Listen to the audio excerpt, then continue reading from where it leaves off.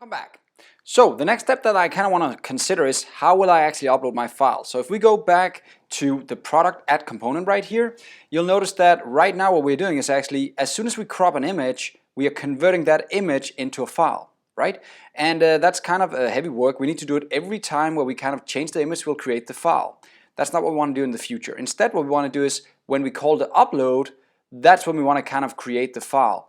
So we don't have to do it every time where we change the crop size. So let's consider how we can actually, instead of having only an upload right here, we want to have a new one called upload image, where we can pass in some image data, and from that we can actually do different types of uploads. So that's what we're going to do this lesson. We'll get back to this beautiful method right here, but for now let's jump into the file service. So let's create a new method right here called upload image, and what I'll pass in is going to be image metadata, and let's just put in the image metadata here as well. And that's the metadata for the image right here contains all the information I need to kind of upload a new image. So let's just try and check it out. The image metadata, the one we built last lesson, has either a base 64 image or an image blob. If it doesn't have neither, then we'll figure that out later. And then it has some metadata that it kind of wants to upload, right? So that's all we need to create our service right here to upload an image.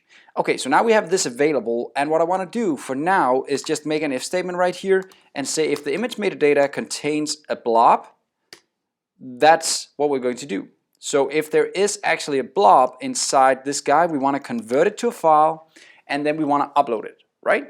So let's try and do that. Let's try and jump back to the add component where we can kind of see how we convert it into a file right here. This is the code for it. And it seems that we needed some name and some type and stuff like that, and then we can convert it. So let's try and do that. I'll just copy this code, jump down into the file service again. I'll paste it in here, and I'll just make a constant file right here. Constant file to upload. Okay, so now we have the file, and the first thing we need is of course the blob. So I'll just grab that from this image data right here. I'll get the blob.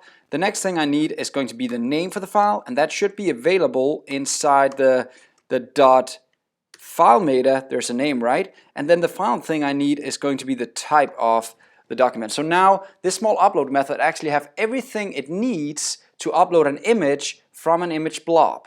The final thing I need to do is just pretty much call and return the upload local upload file down here, and there I'll pass in the file to upload, and I'm kind of done, right?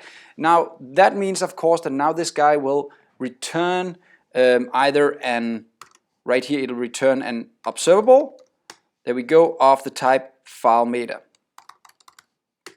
There we go. And that's actually pretty much all I had to do for now to kind of move the logic into an upload image, and pretty much meaning that I can now go and clean all of this out.